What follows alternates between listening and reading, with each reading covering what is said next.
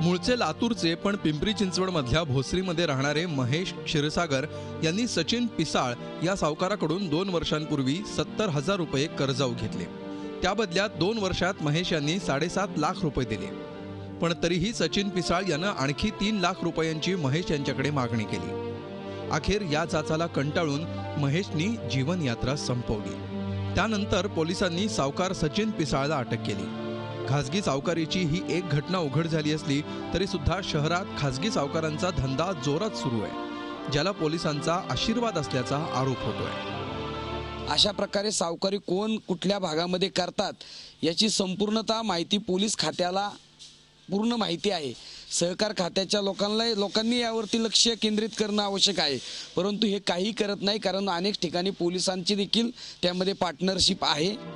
गरिबांचं शोषण करणारी खासगी सावकारी आणि दामदुप्पट पैशांचं आमिष दाखवून सामान्यांची दिशाभूल करणाऱ्या चिटफंड कंपन्यांवर कडक कारवाईची मागणी केली जाते आहे। हे कर्ज देत असताना कोऱ्या स्टॅम्प पेपरवरती सह्या घेणे, कोऱ्या चेकवरती सह्या घेणे आणि त्यानंतर 2% ते 20% अशा प्रकारची पठाणी वसुली करणे, यामध्ये अनेक सावकार अशा प्रकारचं काम करतात। त्याचबरोबर काही महिला देखील यामध्ये पुढाकार त्यांचा देखील आहे। शहर असो वा ग्रामीण भाग, सावकारीचा पाश आता अनेकांच्या गळ्याभोवती अडकू लागलाय। त्यावर लगाम कधी लागणार हाच खरा प्रश्न आहे।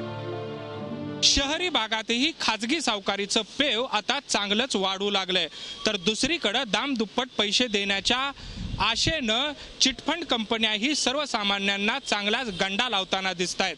त्याचमुळं राज्य सरकारनं खाजगी सावकारी आणि सर्वसामान्यांना दामदुप्पट पैशांचं आमिष दाखवून फसवणाऱ्या चिटफंड कंपन्यांवर कडक कारवाई करावी अशी मागणी आता जोर धरतीये।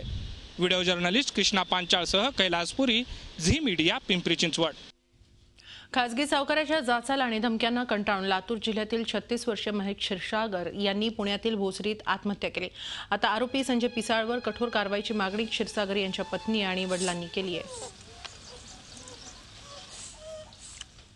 2 लेकरं आहेत, सासरी माझी अपंग आहे, सासू आहे। आता आमच्या मागं कोणच पाहणार नाही। आम्ही जेव्हा ही चिठ्ठीत लिहिलं तेव्हा आम्हाला माहिती झालं, त्याने धमकी दिली तेव्हा त्याने उघडकीला आणली। सोमवारी दिवसभर गेलेले होते, उपाशीच होते, शनिवारी पण शनिवार होता, अर्ध्या चहाच्या कपावरच गेलेले आहेत। आता आम्ही काय कोणाकडे जमीन विकली, 5,11,00,000 दिली आणि त्याचे पूर्ण पैसे त्याला देऊन टाकले। त्या पोराला देऊन टाकलेले, मी 1 रुपया ठेवून घेतलेला नाही।